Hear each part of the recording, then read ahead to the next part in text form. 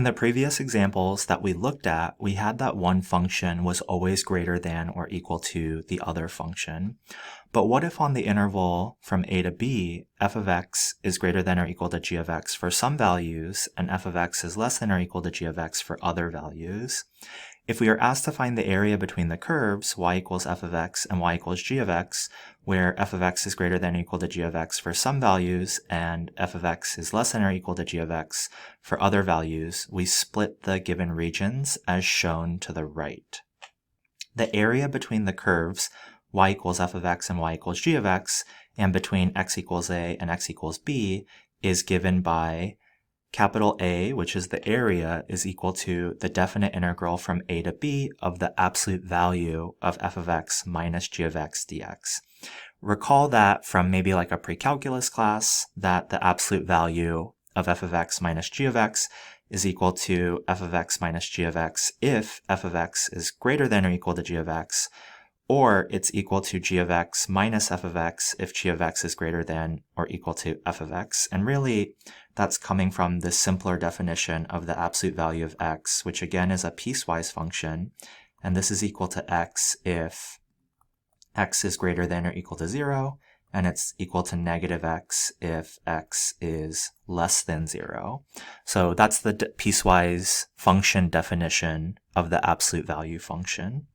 Let's go ahead and look at an example. We're asked to find the area of the region bounded by the curves y equals e to the x minus 3, y equals 2, x equals 0, and x equals 3. So it would help for us to be able to have an idea of what the graphs of these things look like. So I've gone ahead and I've graphed these curves. So this curve here in blue is y equals e to the x minus 3. And then we have a horizontal line, which is y equals 2. So that's this one here. And then we're bounded by the vertical lines x equals 0 and x equals 3. So here, this is the line x equals 0, which is also the y-axis. And then here we have x equals 3. So we can't go about this the same way that we have the previous examples, because now we are essentially looking at the area of two different regions. So they're highlighted in pink here, and I've called these different regions A1 and A2. And I kind of need to find the areas of those separately and then add them together, and then that will give me the total area that is bounded by all of these curves. So the place that we start off is we need to figure out where these two curves are intersecting. And specifically, the curves that we're looking at are y equals e to the x minus 3 and y equals 2. Those are the curves that we want to know their intersection point. And they're already in the form y equals for both of them. So like we've done previously, I can go ahead and I can set those two curves equal to each other. And I want to solve for the x value. I'm going to do that by adding 3 to both sides. And I get e to the x is equal to 5. From here, I'd like to isolate x. So I'm going to take the natural log of both sides.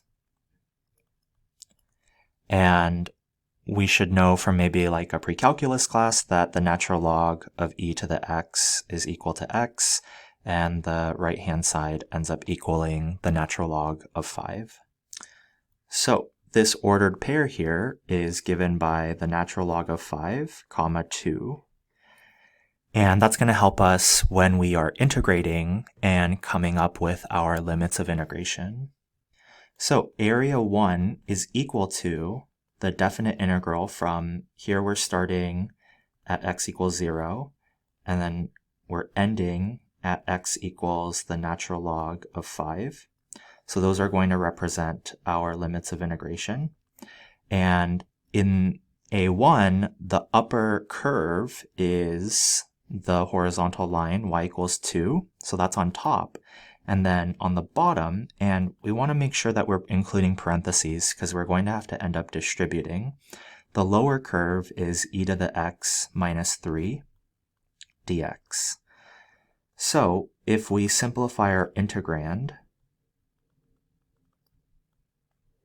if I distribute this negative sign, I am going to end up getting 5. 2 minus negative 3 is 5, and then minus e to the x, like that. If we take the antiderivative, we end up getting 5x minus e to the x, and we are evaluating this from x equals 0 to x equals the natural log of 5. So if we plug these in, we get 5 times the natural log of 5 minus e to the natural log of 5 minus 5 times 0 minus e to the 0. I can't simplify this very much for our first term. E to the natural log of 5 simplifies to 5. 5 times 0 is 0, and e to the 0 power is 1. So it looks like our constant terms are like terms. If I have negative 5 minus negative 1, that should be 5 times the natural log of 5 minus 4. And so that expression here, this represents the area of the region A1. So now we want to calculate the area of the second region. And the reason that we had to do this separately is because between x equals the natural log of 5 and x equals 3, now the function or the curve that's on top and the one that's on the bottom has shifted or changed. And so we need an entirely new integral. So our lower limit of integration is the natural log of 5. Our upper limit of integration is 3. And like I said, now our upper curve is e to the x minus 3, and then minus the lower curve, which is now 2. If we end up simplifying our integrand, that's going to be e to the x minus 5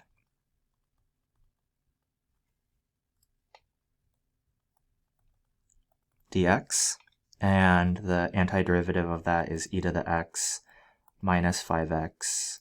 We are evaluating this from x equals the natural log of 5 to x equals 3.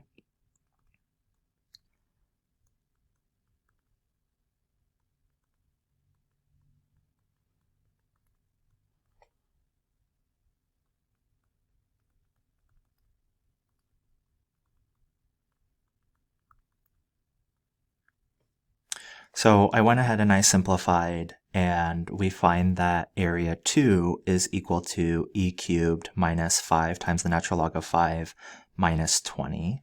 Now we want to find the overall area that's bounded by these curves, so we're going to need to add these together. So the overall area, which I'm just going to denote with a capital A, is equal to area 1 plus area 2. And so we get capital A is equal to 5 natural log 5 minus 4 plus e cubed minus 5 natural log of 5 minus 20. This was in A2 actually supposed to be a plus sign, so there should be a plus sign here as well. And if we simplify that, we get e cubed plus 10 times the natural log of 5 minus 24. And so that is our final answer. Our next example wants us to find the area of the region enclosed by x equals y squared and y equals x minus 2. One of these is a parabola when we graph it, and the other one is a line when we graph it. And it's important to note that not only is this a parabola, but it's a sideways parabola that opens up to the right. So let's go ahead and graph these just so it gives us a visualization of the area that we're trying to find here. So I've gone ahead and I've produced a graph. We have our sideways parabola that's opening up to the right, as well as our linear function. So our goal right now is to find the overall area of the pink region that we have here, and we need to split it up into the first area, or area 1, and area 2, and then ultimately add those together. Now, why do we have to do that, you might be asking? Well, based off the way that this is drawn, from here, this green portion, we have kind of an upper and lower curve, and then after this vertical line that's kind of dashed, then after that we have a different upper and a different lower curve. So we have to split it up that way, and we need to kind of figure out where these various x values are. So the way that we're going to do that is, again, using algebra. Previously, we've been able to set the curves equal to each other, but we can't quite do that in this scenario since one of the curves is in the form x equals y squared and the other one is y equals x minus 2. Since they're not both equal to y, we can't just set them equal to each other. But what we can do is, here we know that y is equal to x minus 2. So I can take that and I can substitute it into the other equation. And essentially, we are solving a system of equations using the substitution method. So if I do that, I get x equals, I'm going to replace y with x minus 2, and then I need to square that. And from here, we are solving this equation for x. So I'm going to go ahead and square or multiply out the right-hand side. I have x minus 2, x minus 2. X times x is x squared. Negative 2 times x is negative 2x. Same thing here. And then negative 2 times negative 2 is 4. This simplifies to x squared minus 4x plus 4. I'm going to go ahead and subtract x from both sides, and we ultimately get x squared minus 5x plus 4 is equal to 0. If I factor this factors into x minus 4 times x minus 1 equals 0. From here, I can use the zero product principle and set each of these factors equal to 0. If I do that, we end up getting x equals 4 and x equals 1. So those represent the x values where our curves are intersecting. Now again, here I have grid lines, which is not always going to be the case, but I can see here that one of the points of intersection occurs when x is equal to 4, and the other one is occurring here when x is equal to 1.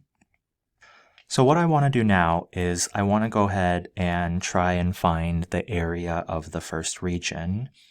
And this section is called area between curves because we're not always looking at functions. And this is the first example that we've seen where one of our curves is not a function. And we know that because it does not pass the vertical line test. It would fail because it would go through more than one point if I implemented the vertical line test.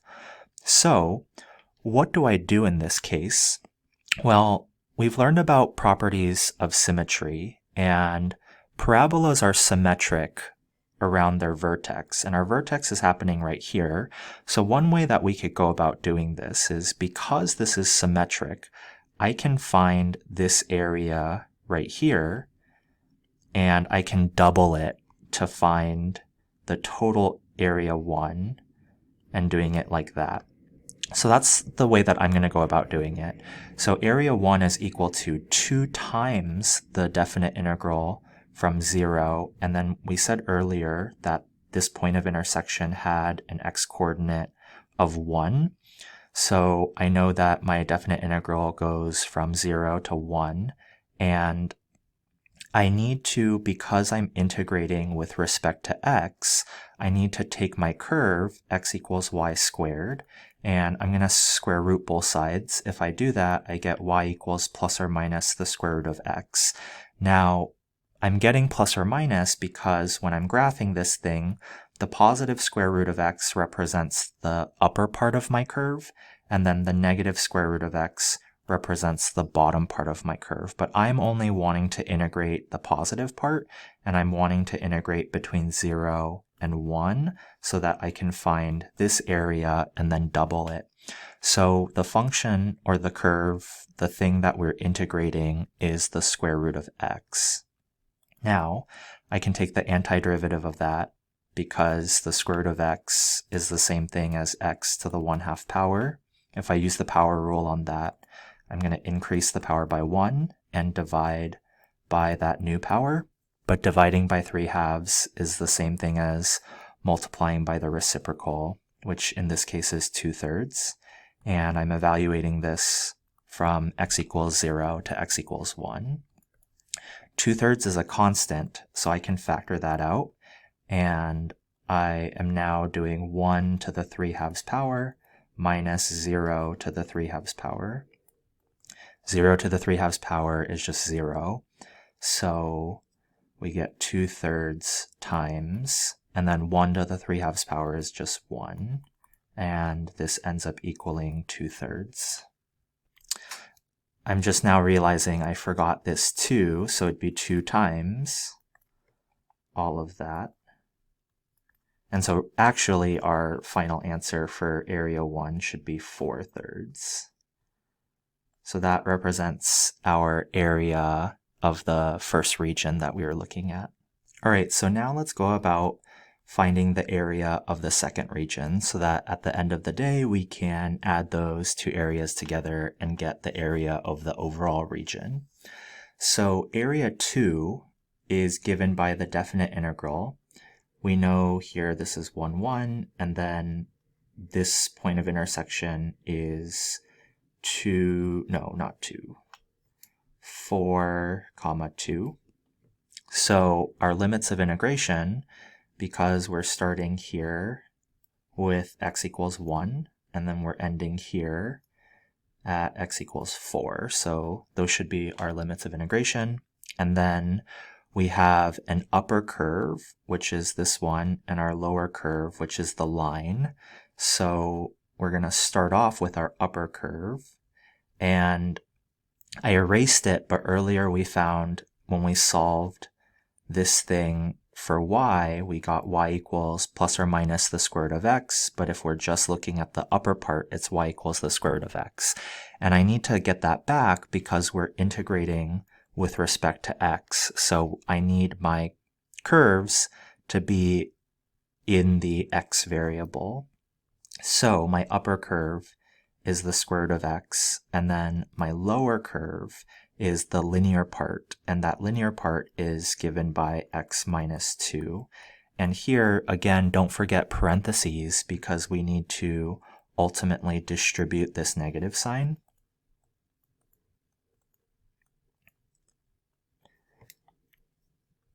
I'm going to rewrite the square root of x as x to the 1/2 power.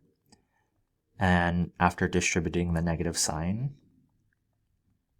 we get this. I'm now going to take the antiderivative of each of these terms.